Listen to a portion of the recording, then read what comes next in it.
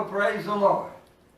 Well, you might notice that you can't barely see anything on the screen right now. If you were looking on the monitor, you could see a little bit. All you can see right now is just that little bitty dot right there.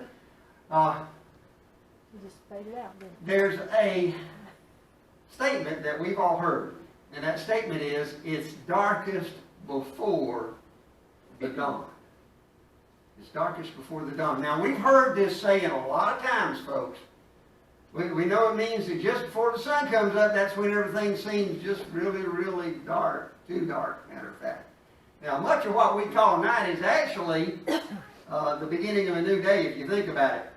Now, when a clock ticks up to 12:00:01, it is that first second after midnight, we're really in the beginning of a new day. You know, if you think about it. I mean, usually we still call it, well, it's in the middle of the night kind of stuff. And it is dark outside. Right? But the saying actually deals with it being dark at the beginning of something that is going to have a lot of light in it. It's not dealing just all about the old day. It's beginning part of the new day.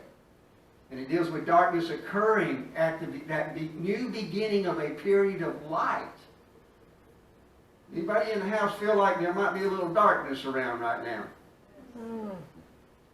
Okay? Yep. Now, at the beginning of creation, I'm going to lay a little groundwork before I get to my main part of my message, and it won't take me long. Y'all hang with me.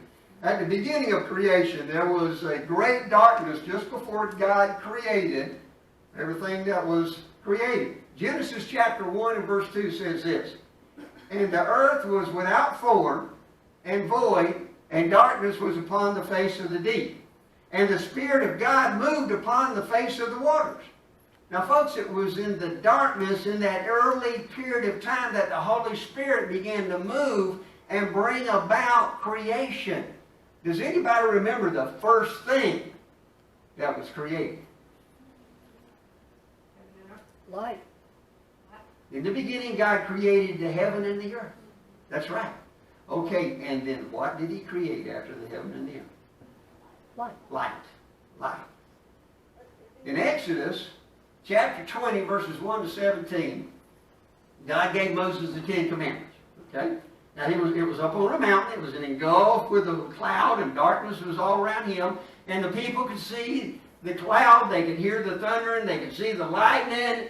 They heard all that terrible noise coming off that mountain. They heard a trumpet blowing. They saw the smoke. And they got scared. They got scared. It terrified them. They were petrified by that darkness. They were so afraid of what was going on up there with Moses that they began to back away from the mountain that God had brought them to. Well, listen to what Exodus chapter 20 verse 21 says. "And the people stood afar off, and Moses drew near unto the thick darkness where God was." Now, folks, understand this. God was in the middle of that terrifying darkness. Now, when Solomon was dedicating the temple, listen to what happened when the Ark of the Covenant was taken into the Holy of Holy Places. 1 Kings chapter 8 verses 10 through 12 say this. "And it came to pass when the priests were come out of the holy place that the cloud filled the house of the Lord, so that the priests could not stand to minister because of the cloud. For the glory of the Lord had filled the house of the Lord." Now pay attention to this part. "Then spake Solomon, the Lord said that He would dwell in the thick darkness." Anybody feel like there's any darkness around? Now, God's often referred to as the God of light. Okay? I mean, He really is. And He does exist in that light. And we know that whenever the New Jerusalem is created, the light of God the Father and of Jesus the Son is going to illuminate that city. And it's going to be so bright that there's never going to be any night there. We know that's coming. We know that's coming. But we have to understand something. God's the God of the darkness too. He can exist in the darkness just like He exists in the light. And the reason He can exist in the darkness just like He can in the light is because God is what we call omnipresent. He can be everywhere all at one time at the same time. While we're worshiping God right here, and the Spirit of the Holy Spirit is coming in to this place to be with us today and to minister to us, He's doing the same thing at other places across this globe where people have gathered in the name of Jesus to worship. He's everywhere, all over the world, all at one time. He's throughout this universe all at one time. So when we find ourselves in darkness, guess where God is? He's right there with us in darkness. Now here's something that David wrote. It sheds some insight on what happens when we find ourselves in the middle of that darkness. Psalm 18 and verse 28 says this: You light a lamp for me. The Lord my God lights up my darkness. Folks, God doesn't abandon us to be alone in the darkness. He's there with us, and because He's there with us in the darkness, He lights it up. He can light it up. Now, our world today seems like it's overwhelmed with darkness. I've already mentioned that to you. We see riots happening everywhere. Cities are burning, shops are burning, cars are burning, apartment buildings are burning. We hear about someone else testing positive for COVID-19. Several congregations, I mentioned a while ago in our prayers, are not meeting today because somebody on the staff or somebody in the congregation has tested positive and everybody's gone into quarantine for a couple of weeks. You know, those believers that are in those situations, they very possibly could feel that there's a cloud, a darkness over their worship this morning. Political parties are at each other's throats. I don't know that you can say like it's never been before, but you can say it's there. They're blaming each other. Social unrest gives way to domestic terrorists that are trying to disrupt cities and take over governmental processes and just destroy what we understand as our way of life. There just seems to be too much emotional darkness out there and too much spiritual darkness out there around everywhere we are today. Now, what do we do with all this darkness? What do we do with all the fear and the uncertainty and the chaos that wants to come in and make us feel like we're isolated and destroy us? What do we do with that? Allow me to turn your attention to something else that David wrote. Take a couple of minutes and read this to you. Psalm 91, verses 1 through 6 says this. You're going to see some pictures. Those who live in the shelter of the Most High will find rest in the shadow of the Almighty. This I declare unto the Lord, He alone is my refuge, my place of safety. He is my God, and I trust Him. For He will rescue you from every trap and protect you from deadly disease. He will cover you with His feathers. He will shelter you with His wings. His faithful promises are your armor and protection. Do not be afraid of the terrors of the night, nor the arrow that flies in the day. Do not dread the disease that stalks in darkness, nor the disaster that strikes at midday. What some words of encouragement coming from somebody who understood what it was like to have trouble. He understood what it was like to have trouble. Even when his own son was plotting against him and trying to overcome his kingdom, David found that proverbial light at the end of the tunnel through his faith in God. He found out that his relationship with God would help him to navigate the darkness. The psalmist also described how God would deliver those bound by the chains of darkness. Listen to Psalms 107 and verse number 14. He led them from the darkness and deepest gloom. He snapped their chains. Praise the Lord. Amen. Praise the Lord. He led them from the darkness and the gloom. And He snapped their chains, the things that were binding them. Now, you folks already know that I like that song, Break Every Chain. You know, we're probably going to sing it at the end of our message today.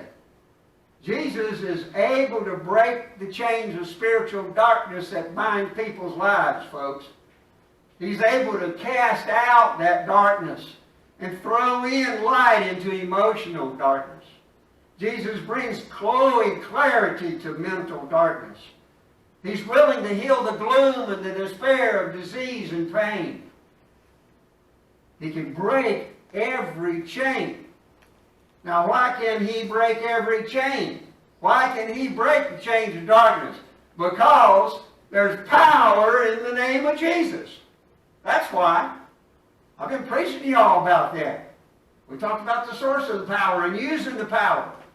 There is power in the name of Jesus. When He announced His ministry, Jesus added the fulfillment of a prophecy from Isaiah to what He was telling the people. Listen to what He says in Matthew 4:16. The people who sat in darkness have seen a great light.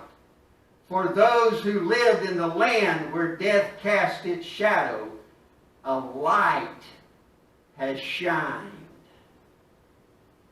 For those who lived where death cast its shadow, a light has shined. Now I want you to know something. He confirmed this prophecy in John chapter 8 and verse number 12. Jesus spoke to the people once more and said, I am the light of the world.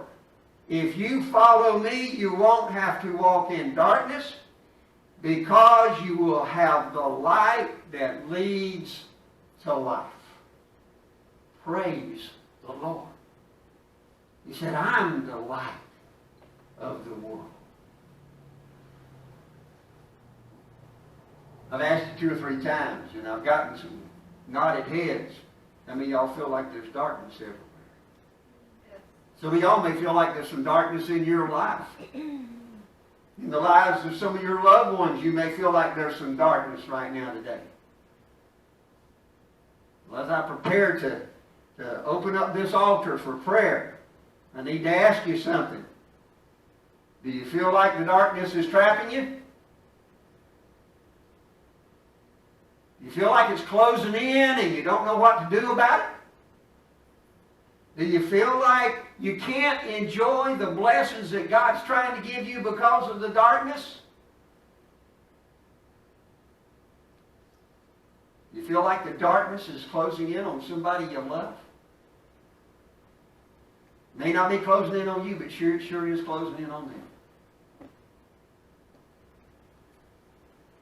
Well, folks, if that's the way you feel right now, it's time for Jesus to let you see the light of His presence. The light of His presence will come in and break the chains of the darkness, even in the middle of the darkness. He said, I'll be with you always.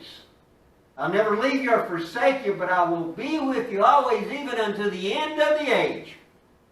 Well, the age of the Gentiles is not over yet, folks. Jesus said He'd still be with us. And it's time for Jesus to be able to break some chains of darkness. We're going to open up this altar for prayer. Everybody who can and will.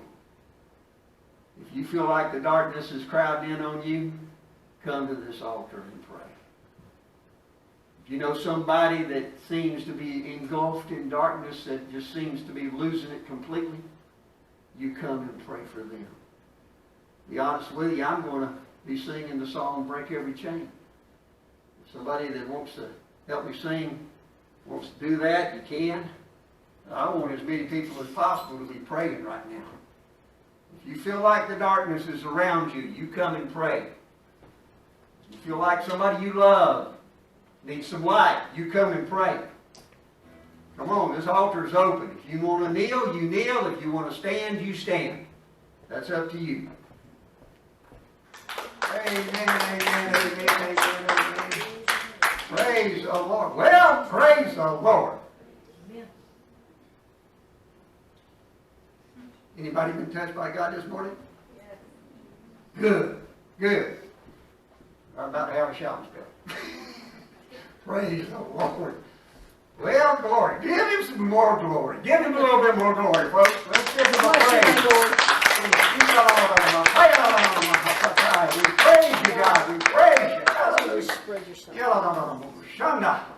Oh, we praise the name of the Lamb. Praise the name of the Lamb. Well, glory. Praise the Lord. All minds clear? Praise the Lord. Praise the Lord. Amen. Amen. Well, it's about time for us to sign off. Elizabeth's going to put the contact thing up there. Those folks that need to look at it online. Well, you folks that are here in person, it's good to see you in the house of the Lord today. Y'all stay cool today somehow. There's going to be another woman. Praise the name of the Lord. Wednesday at 9 a.m. Wednesday at 9 a.m. Who knows what happens at Wednesday at 9 a.m.? Prayer here. Prayer right here. Prayer right here. Or wherever you're at. Or wherever you are. Wednesday at 9 a.m. Wherever you are, make some time and pray. Make some time and pray.